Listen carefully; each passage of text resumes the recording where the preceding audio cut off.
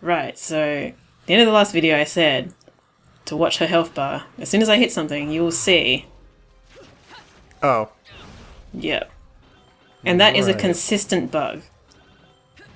God knows a regular player would have picked it up, but I think maybe because they didn't really test this game properly, they never picked it up. They so should be able to fix this is that a there. consistent bug that happens throughout the entire game.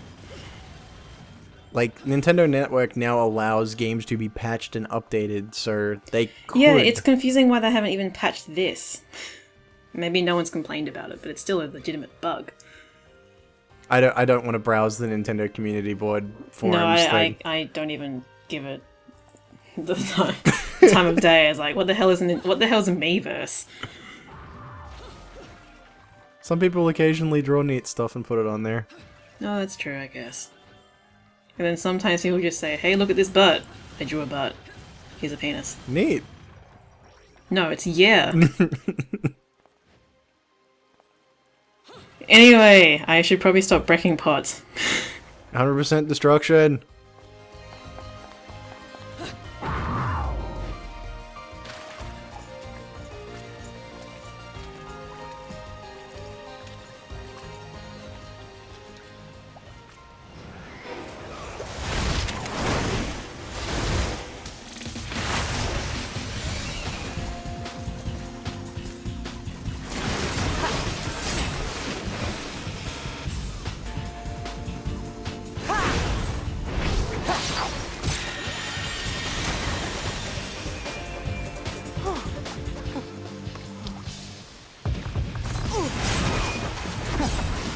These punches don't know when to quit.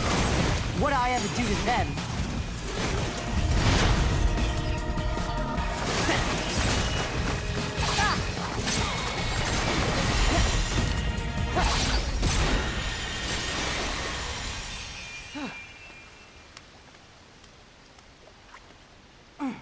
Shite. I'm never gonna reach Fimbulventer at this rate. Well, at least it won't be a boring trip.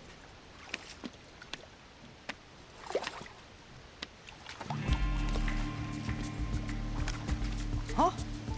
You can see me. You're putting on quite a show, little magician. Oh, you like that, huh? Wait till you see the climax. Silly girl.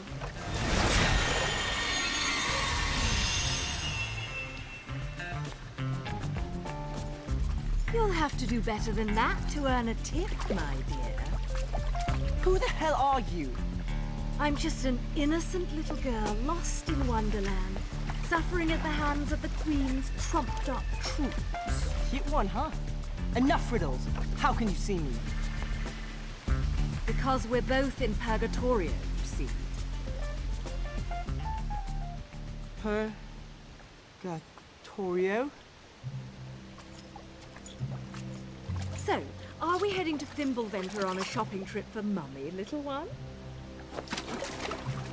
Maybe. But she told me never to talk to strangers.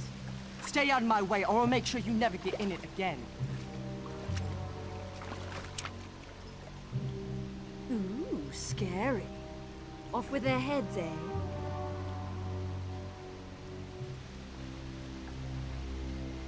Damn it.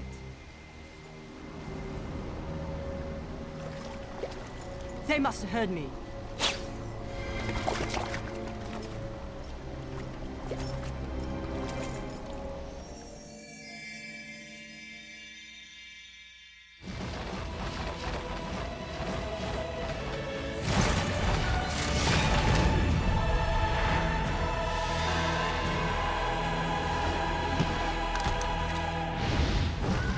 Oh god, we're fighting the creators of Bubsy. Show them no mercy. So this guy here is the bigger version of the Accolade. I think it's the Accolade. Same thing as the Applauds in the first game. Nothing new. They're a real bitch to play because they cannot be launched. A lot of enemies in this game cannot be launched. The only enemies that can be launched with impunity are the smaller enemies, and everything else is a real bitch to do. which is why combos in this game are not very stylish, if you ask me. Well, yeah, the air combo system from the first game was definitely one of its shining moments. Yeah, they've added a lot of restrictions in this game, one of which being that there is a cooldown period on enemy step. So you cannot continuously jump off an enemy. There's like a 2-second like cooldown period for some reason. Wait, was that an Umbral climax that? Yeah, that was an Umbran climax. Out? We summoned a frog. Oh, that's kind of cool.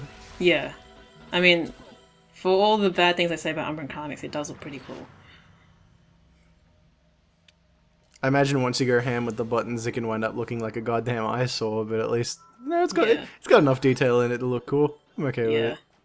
So golden LPs are back. Same thing. Gotta break everything, and people apparently don't care when their seat magically disappears. I'm surprised that woman didn't like just fall on her ass. Oh, why didn't we?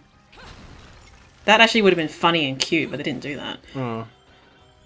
So you can throw columns, but unlike in the first game, there's no timer. So if you forget to actually like throw it, then it doesn't do anything. No. And you pretty much never use it because the time limit in this game, the platinum time limit in this game, is really, really strict. So you don't ever want to fuck around, which is a failing of this game because a lot of the fun was, you know, just being stylish on enemies, and you can't do that in this game at all. Well, yeah, that was the point of most of the Devil May Cry games in general. Yeah, so they've really tightened up the time limit in this game, and it's to its detriment, if you ask me. Well, now, looks like you found a good reason to visit. You know, I'm all about them Angelic Hymns Gold LPs. Angels in Agony are pretty much my slow jams. I play that back home, and the demons will be lined up to get down. Lucky for me, I got a few jams of my own cooking that'll need a little demon kick to finish them off. That LP is just what the doctor ordered. Now hand it over, and I'll go get my swerve on.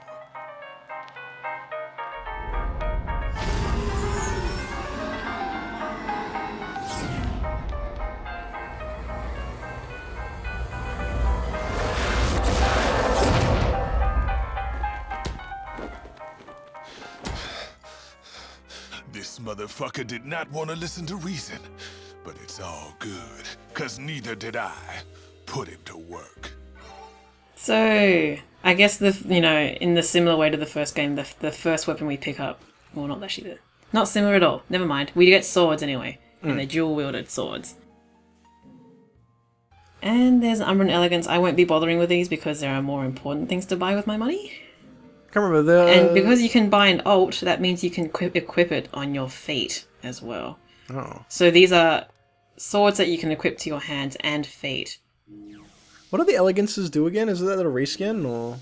It's a reskin that's specific to certain weapons. Yeah. Okay. So when you have Rek'Shaza equipped to your hands here, you will get that Umbran Elegance. I won't be showing it off though because money is important. So yeah, Rek'Shaza you can equip to your feet.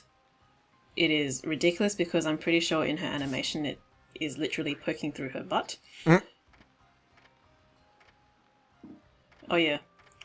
Dodge offset air dodge is on by default, which is why the prologue was so easy, because you have air dodge. I don't remember having an ability checklist per se in the previous game. Was that still there? That was in the first game, but and you could turn certain things off like Umbran Spear and stuff, but it wasn't ever really used. It wasn't ever really needed because all the abilities in the first game were really useful. Anyway, you can charge up Rek'Shaza just like Sharaba, and it's got a similar property to Sharaba in that when you are charging it up, it will hold your combo. Also unique is that if you use a Tetsuzenko with Rek'Shaza in the hands, you actually perform a dodge move. So you can get witch time off of it if you time it correctly. Huh.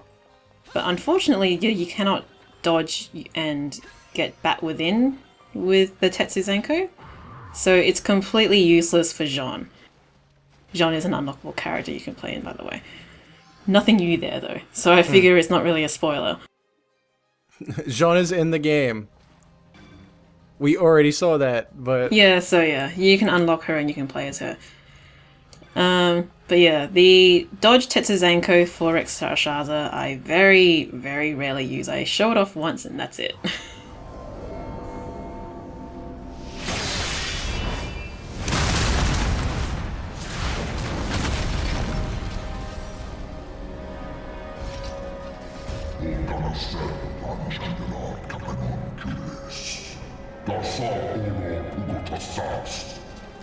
If you're looking for the kid, he went that away.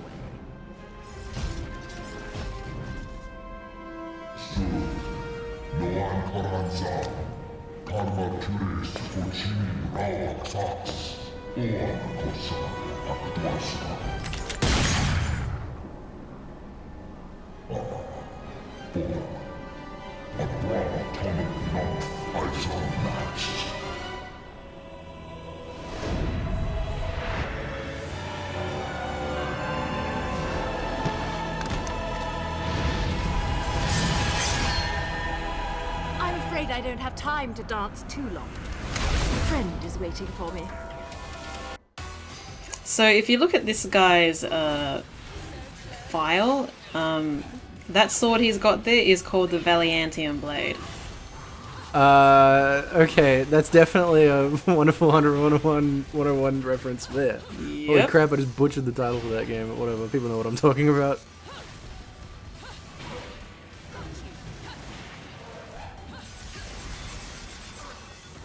So Rexxarsha is kind of if you ask me. It's not as damaging as Love is Blue. I don't really like it personally. It's fast and it will slice things up, and it's also weak. Probably expected you to charge it more. It's kind of a pain in the ass. Yeah. I love that one. Oh god, I just realized that thing had a crown. Yep.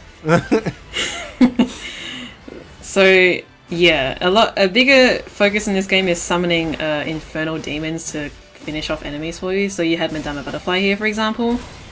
The frog is called Baal. And I don't... Oh yeah, we've seen some other ones as well, but I can't pronounce... There's one which is a bat, and I can't pronounce his name because it's like a Aztec name. And there was Labalas, which was the dog which we summoned in the first chapter. Now, I might be wrong about this, but I'm pretty sure Baal is the name of a boss in Devil May Cry 4. I'm... Like, there was... I think so, yeah. That's the one with the weird, like, anglerfish frog that froze you and stuff. Yeah, I think that's so, actually yeah. the same thing. Huh. Yeah. Except Baal is a frog and not actually an anglerfish. Anglerfish are cool. Yeah. Well, it was a frog, but it had, like, the weird glowing twin... Oh, yeah. Like, I don't know, it was weird. Oh yeah, possibly the most useless Alfheim ever is Don't Get Hit. There's only one instance where this kind of Alfheim is difficult, and that's on the hardest difficulty, so it kind of doesn't matter. This is, you walk into the Alfheim and they put you in front of a firing squad, and you're just like, good luck. Something like that, yeah.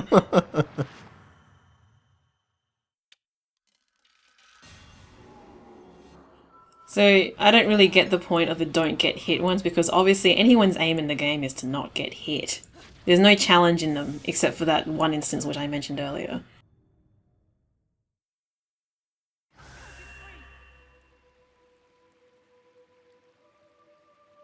What are we doing here?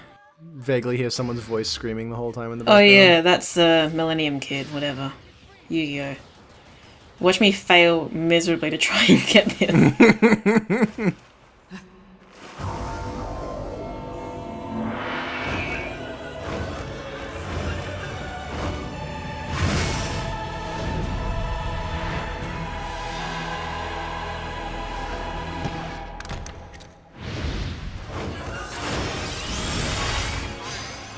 And here's an example of the Tetsuzanku dodge. It's really hard to time correctly, to be quite honest, and there's no point to using it.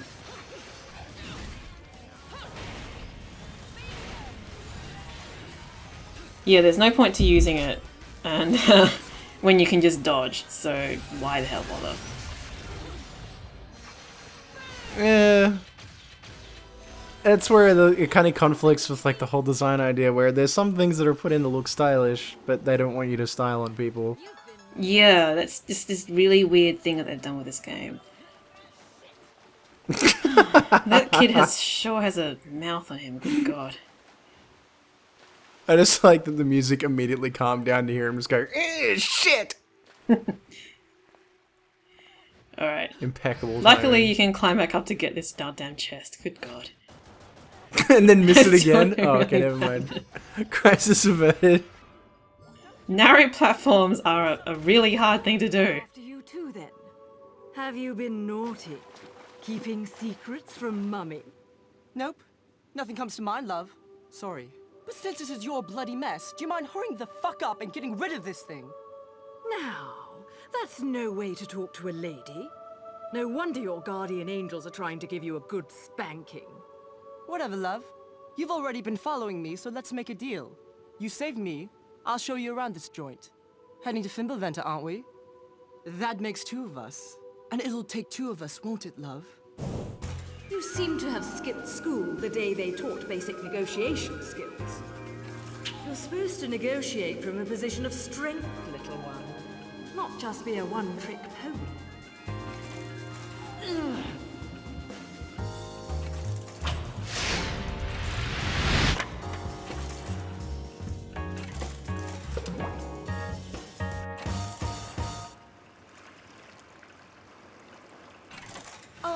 About that trick. See? You need my power too.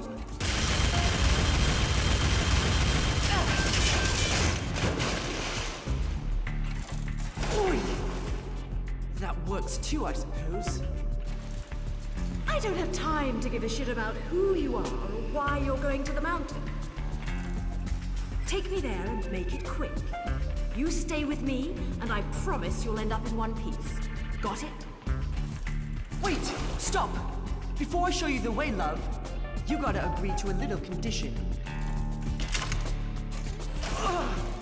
Do we need to go over my lesson again? First, learn to talk to a lady. We don't react very well to being insulted, little one. Well then, I don't react to being called little one. The name's Loki. And what should I call you, I mean, man. Do I look like a man to you?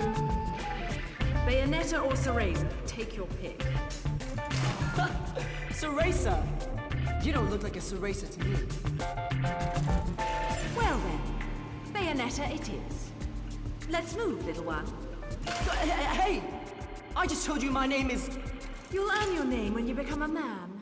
Well, I mean, it's a reference to Thor, which means it's a reference to some Norse Greek mythology thing. I don't know. Oh yeah, this entire game is like chockers full of Norse mythology. Names anyway, not necessarily the actual mythology. Oh boy, race for gems through a weird cathedral thing. Go. This is also the most... I don't understand why they had to make this like a puzzle, because it's super easy. Like, why do these things need to exist? It was required for progress, so I guess that's why they intentionally made it easy, but still, it could have alternatively not been here, so... Yeah. Sure, no one would have batted an eyelid to it. So yeah, you have a lot of NPC characters who follow you around now, or will try to lead you, and they just constantly tell you, let's get moving! And it's kind of annoying. Stop yelling at me, I'm trying to break stuff. So yeah, you can charge the swords in the air. It's pretty great. You can also charge them you can also charge them on your feet in the air, which is kind of crazy. I kind of want to see how ridiculous the animation is for that at some point. The actual animation is the same as if you were charging it on the ground, so it's nothing interesting in that regard. But the fact that you can actually just charge them in the air, which is just ridiculous. The fact that you can charge swords on your feet in general, like... Because, I mean, when it's on your hands, you just she sort of just, like, holds it back and charges it up. When it's on the feet, does she, like, wind back for, a soccer kick or something? I don't... Yeah, basically. Oh, okay. That's basically what the animation's like. Also, these enemies here really annoy me because, well, at first, their sound does not match up with when they attack. Oh.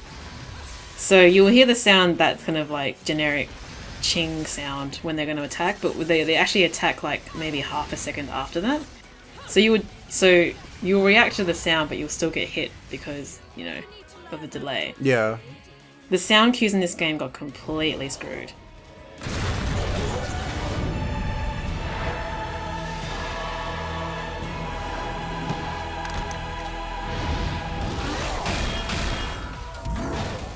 And like I said, there's a lot of big enemies in this game.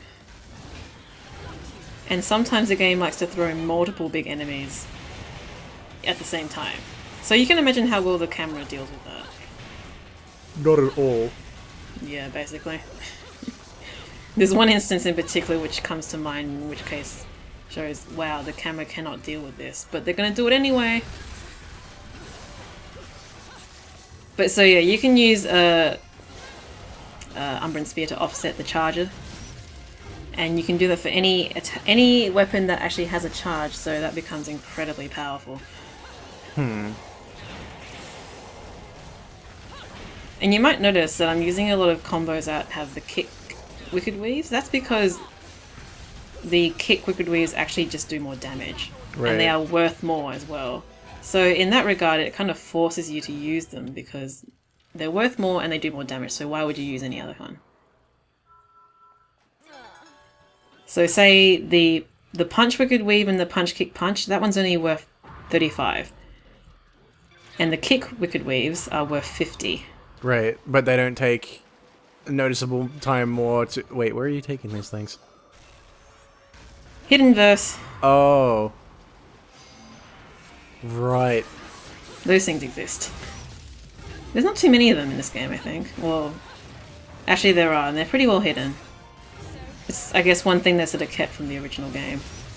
I just remember doing playthroughs after my first playthrough of Bayonetta 1, and you'd be like, alright, I'm gonna find every verse so I can try and like a platinum or pure platinum or whatever. And then you go to the results screen and you see you're missing exactly one every time. There's always one, yeah. I think I remember when I was doing recording for this Let's Play, and I went through and I actually forgot to record something. It's like, oh shit. And Time to record the whole thing all over again. Yeah, and that's another 3 hours that's wasted. Yeah. Fuck.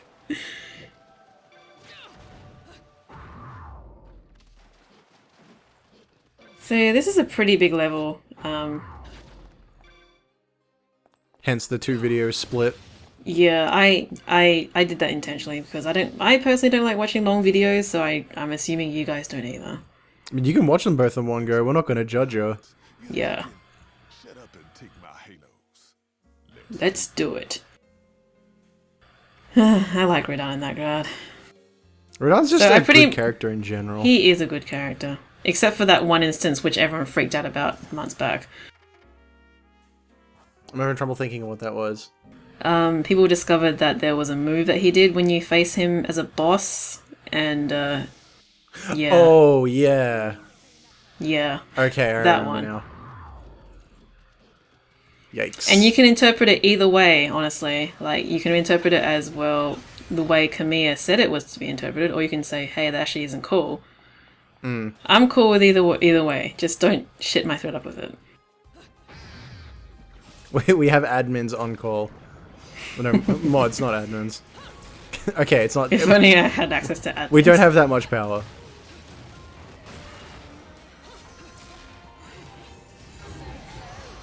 Also, no way to fuck around with this one because, yeah, time limit, everything.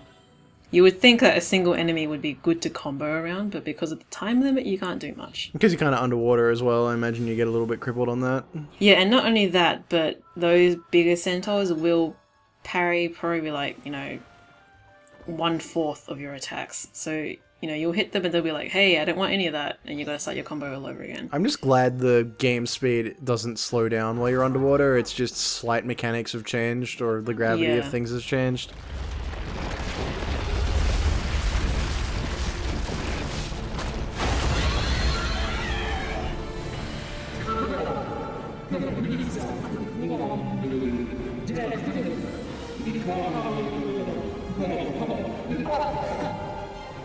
Sure.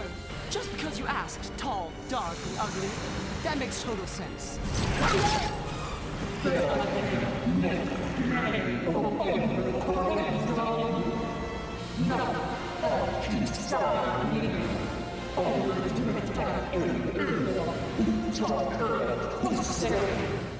I don't think they put giant upside down faces on enemies until a few episodes into the first game, but this is technically episode 1 and they're going ham on it.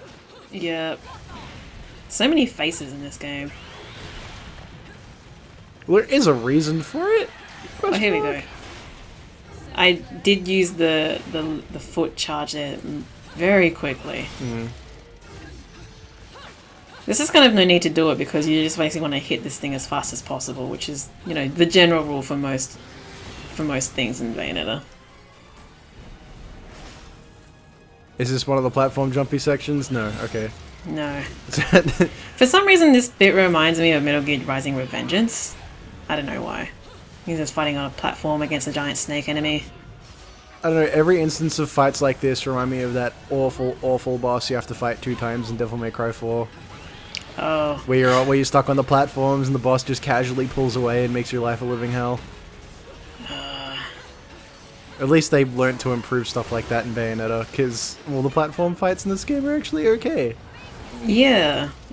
The only ones I don't like are the ones where you're flying. And there are a good number of those. But that just sort of trivializes some of the game's mechanics or takes them away from you entirely, so I understand the frustration on that one. Yeah. Oh no, Bayonetta's naked. I will say that there seems to be a lot less, I guess, violence in terms of killing the angels. Like, you remember how, like, she would kill angels in the first game and it seems so tame in this one. It's like, let's just stop this one to death. Yeah. And not even to death.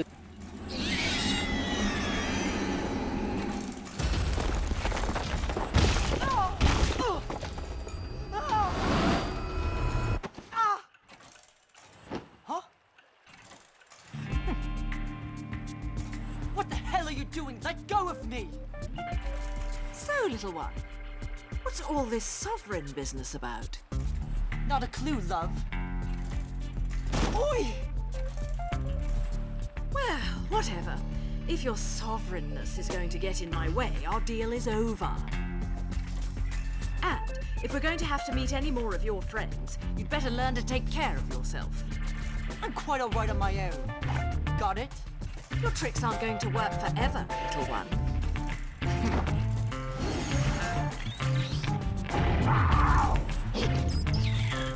More tricks, little magician. Maybe you've got more to offer than I expected. For the time being, though, stay here and don't get frisky. There. That is the one, is it not? Yes. I will never forget that face.